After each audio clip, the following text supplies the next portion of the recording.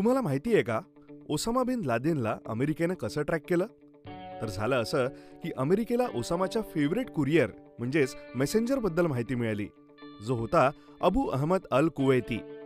बरीच रिसर्च केल्यानंतर अबू अहमद अबोटाबाद पाकिस्तानात राहत असल्याचं अमेरिकेला समजलं. US इंटेलिजन्स एजन्सी त्याला ट्रॅक करायला लागली.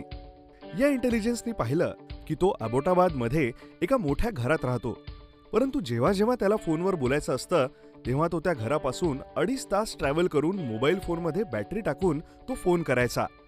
एकदा अबू अहमदने त्याच्या मित्राला लांब जाऊन फोन केला, ज्याला US इंटेलिजन्स ट्रॅक करत होतं.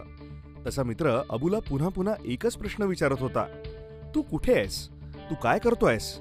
अबू अहमदला इन्स्ट्रक्शन्स होत्या की कोणाला काही बोलू नको, काहीच सांगायचं नाही. पण अनेक वेळा त्याला त्याच्या मित्रानं विचारलं तेव्हा त्याला गप्प बसता आलं नाही आणि तो फायनली म्हणाला, मी जिथे असायला हवं आहे तिथेच आहे, मी त्यांच्या सोबत आहे जिथे मी आधी काम करायचो. त्यानंतर त्याचा मित्र फोनवर थोडा वेळ गप्प बसला आणि मग तो म्हणाला, अल्लाह तुझी मदत करो. And that's it. ही पीस ऑफ इन्फॉर्मेशन USA साठी खूप इम्पॉर्टंट इन्फॉर्मेशन होती.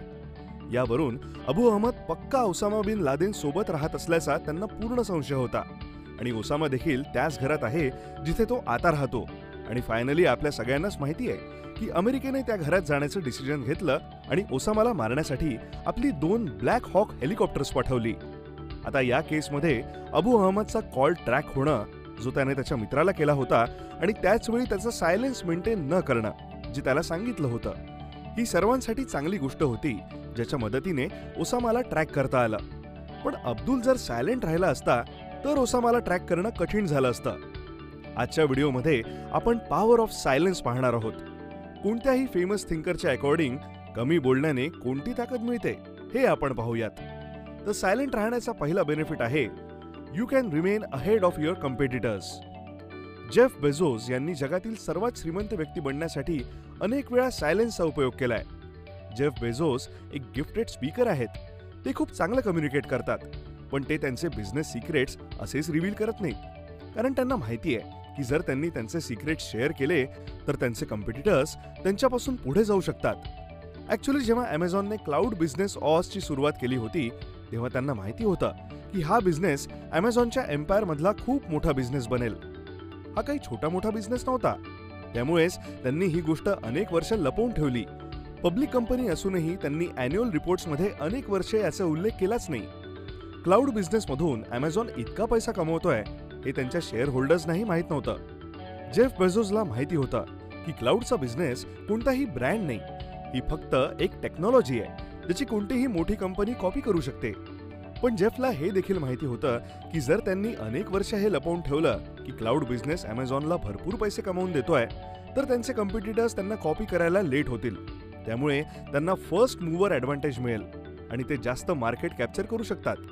आणि झालं पण हेच. जेफ 2015 पर्यंत सायलेंट राहिले आणि फायनली 2015 मध्ये अमेझॉनने आपल्या अॅन्युअल रिपोर्टमध्ये रिव्हील केलं की त्याचा क्लाउड बिझनेस त्यांना भरपूर पैसा कमवून देतोय. आणि हे रिपोर्ट वाचून मायक्रोसॉफ्ट आणि गुगलला धक्का बसला.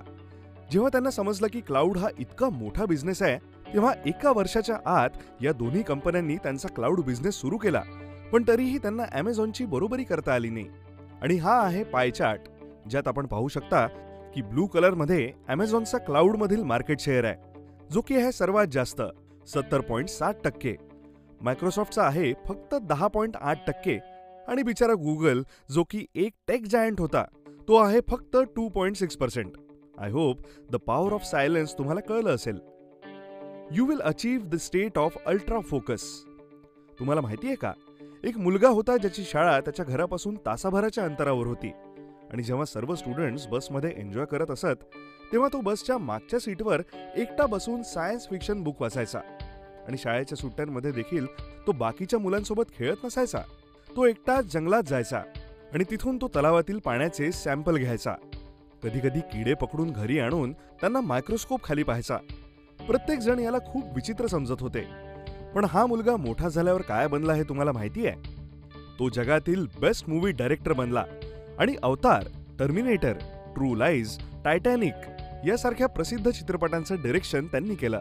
आणि येस, तुम्ही बरोबर गेस केला, हा मुलगा जेम्स कॅमेरॉन आहे. जेम्स कॅमेरॉन म्हणतात की लोक मला खूप इंट्रोवर्ट मानत होते आणि मी होतो देखील, पण कदाचित हीच क्वालिटी अल्ट्रा फोकस स्टेटमध्ये पोहोचवण्यासाठी उपयोगी पडते. You will know yourself much better. एकदा एक व्यक्ती गौतम बुद्धांकडे आली, ज्यांच्या मनात जीवनाशी संबंधित अनेक प्रश्न होते. त्यांनी भगवान बुद्धांना सांगितलं की माझ्या मनात अनेक प्रश्न आहेत जे मला तुम्हाला विचारायचे आहेत. तुम्ही माझ्या प्रश्नांचं उत्तर देऊ शकाल का? यावर भगवान बुद्ध म्हणाले, हो, मी तुझ्या प्रत्येक प्रश्नाचं उत्तर देईन, पण माझी एक अट आहे. त्यावर ती व्यक्ती म्हणाली, मी इतक्या वर्षांपासून या प्रश्नांची उत्तरं शोधतोय, मी तुमची कोणतीही अट मान्य करू शकतो. तुमच्या काय अटी आहेत? यावर भगवान बुद्ध म्हणाले, बघ, माझी अट अशी आहे की तुला या झाडाखाली पूर्ण 2 वर्ष गप्प बसावं लागेल. या 2 वर्षात तू काहीही बोलला तर मी तुझ्या प्रश्नांचं उत्तर देणार नाही, पण जर तू 2 वर्ष गप्प बसू शकला तर मी तुझ्या प्रत्येक प्रश्नाचं उत्तर देईन. हे ऐकून तो मनुष्य विचारात पडला. त्यावर बुद्ध म्हणाले, बघ, हा जो माणूस आहे त्याच्याही मनात काही वर्षांपूर्वी प्रश्न होते आणि त्यालाही मी फक्त 2 वर्ष गप्प राहायला सांगितलं. ज्यावर समोर बसलेली व्यक्ती हसली.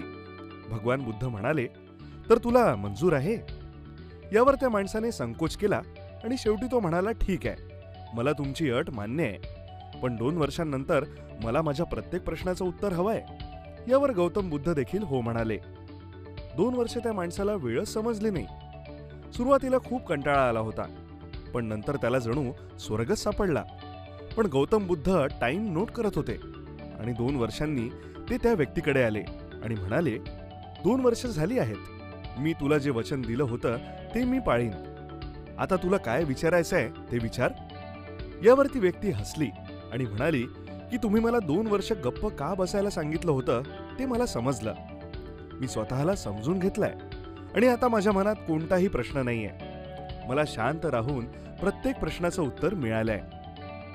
You can put your self in danger. Jack मा खूप फेमस होत होते. ते अनेक सेलिब्रिटीजना देखील भेटले, जसं की टॉम क्रूज. तसंच ते प्रेसिडेंट ट्रम्प, प्रेसिडेंट ओबामा यांना देखील भेटले. पण त्यांनी एक चूक केली, ते पॉवर ऑफ सायलेन्सला विसरले. हे ते स्पीच आहे ज्यात अलीबाबाचे को फाउंडर जॅक मा यांनी चायनीज गव्हर्नमेंटशी डायरेक्ट पंगा घेतला. ते म्हणाले की चायनामध्ये युजलेसली अनेक रेग्युलेशन्स लागू केले आहेत. इथे खूप जुनी थिंकिंग आहे. या स्पीच नंतर आपल्या सर्वांनाच माहिती आहे की जॅक मा गायब झाले होते. एनिवेज, 3 महिन्यानंतर जॅक मा दिसले तेव्हा ते शांत होते. त्यांनी तेव्हा फक्त टीचर्सला ॲड्रेस केलं आणि ते तिथून निघून गेले. हा एक चायनीज गव्हर्नमेंटचा त्यांच्या देशातील बिझनेसमॅनला एक मेसेजही होता की चायनीज बिझनेसमॅनने आपल्या हद्दीत राहावं आणि पॉलिटिक्समध्ये इंटरफिअर नाही केलं तरच त्यांच्यासाठी ते बेटर राहील. असे अनेक बिझनेसमॅन आहेत ज्यांना सायलेन्सची पॉवर माहिती आहे आणि ते त्यांच्या कामाशी काम ठेवतात. फॉर एक्झाम्पल, चायनीज कंपनी टेन्सेंटचे फाउंडर पोनी मा खूप कमी इंटरव्ह्यूज देतात आणि निघून जातात. एवढंच नाही तर आपले मुकेश अंबानी देखील हे कधीच दाखवत नाहीत की ते कोणत्याही पॉलिटिकल लीडरच्या पुढे जात आहेत. एकदा एका इंटरव्ह्यूमध्ये इंटरव्ह्यूअर त्यांना उद्देशून म्हणाले की आमच्यासोबत मुकेश अंबानी आहेत, जे भारतातील सर्वात पॉवरफुल व्यक्ती आहेत. तर यावर मुकेश अंबानी म्हणाले, नाही, मी स्वतःला सर्वात पॉवरफुल मानत नाही. नमस्कार, हमारे साथ देश के सबसे पावरफुल व्यक्ति है, नहीं नरेंद्र मोदी जी नहीं है हमारे साथ है मुकेश अंबानी जी. जब मैंने कहा कि सबसे पावरफुल या ताकतवर व्यक्ति हमारे साथ है, किस तरह से आप देखते हैं, आप मानते हैं? नहीं, मैं ये नहीं मानता हूँ, मैं आपको सीरियसली लेता नहीं. नहीं, मैं ये नहीं मानता हूँ, मैं आपको सीरियसली लेता नहीं. The first one two speak loses. Recently माझे काही रिलेटिव्स प्रॉपर्टी पाहत होते, ज्यासाठी ते अनेक ब्रोकर्सच्या कॉन्टॅक्टमध्ये होते. अनेक वेळा असं घडलं की अनेक ब्रोकर्सनी त्यांना सेम प्रॉपर्टी दाखवली. बरेच ब्रोकर त्यांना रोज फोन करायचे की सर किंवा मॅडम, तुम्हाला कोणती प्रॉपर्टी आवडली, कशामध्ये काय कमी आहे, चला एक अग्रीमेंट करूया. सर्व ब्रोकर्स स्केअरसिटी प्रिन्सिपलचा वापर करतायत आणि ते म्हणत होते की सर, ही लास्ट प्रॉपर्टी उरली आहे, बाकीच्या सगळ्या विकल्या गेल्या आहेत. कोणी तर डिमांड वाढवत होते आणि म्हणत होते, सर लवकर डिसिजन घ्या, काल सुद्धा आणखी 3 फॅमिलीज ही प्रॉपर्टी पाहायला आली होती.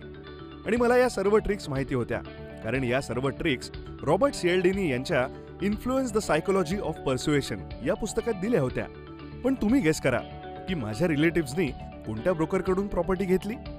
त्या ब्रोकरकडून जो त्यांना स्वतःहून कधीच कॉल करत नव्हता.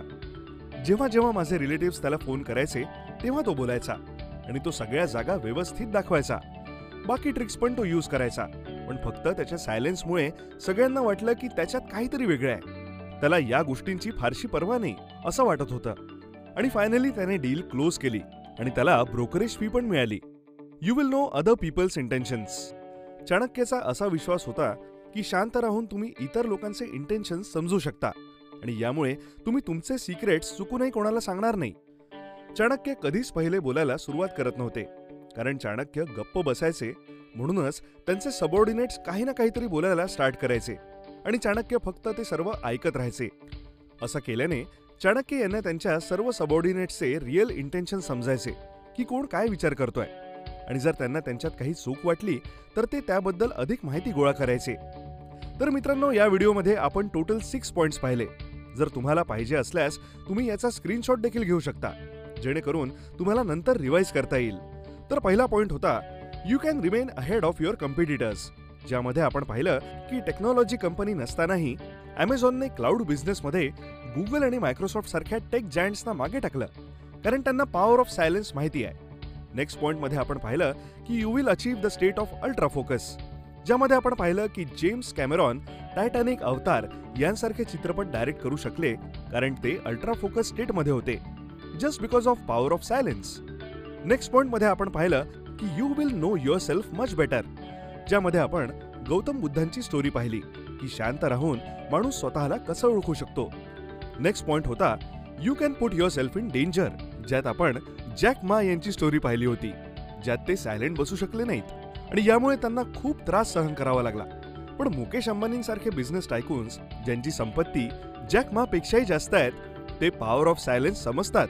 म्हणूनच जेवढं रिक्वायर्ड आहे ते तेवढंच बोलतात. नंतर the first one two speak loses, यात आपण ब्रोकरची स्टोरी पाहिली होती की कशा प्रकारे शांत राहून दुसऱ्यांना वाटतं की आपल्यात काहीतरी पॉवर आहे. नेक्स्ट पॉइंट होता you will know other peoples intentions, ज्यामध्ये आपण चाणक्यची स्टोरी पाहिली होती की कमी बोलून कसं आपण इतरांचे इंटेन्शन्स समजू शकतो.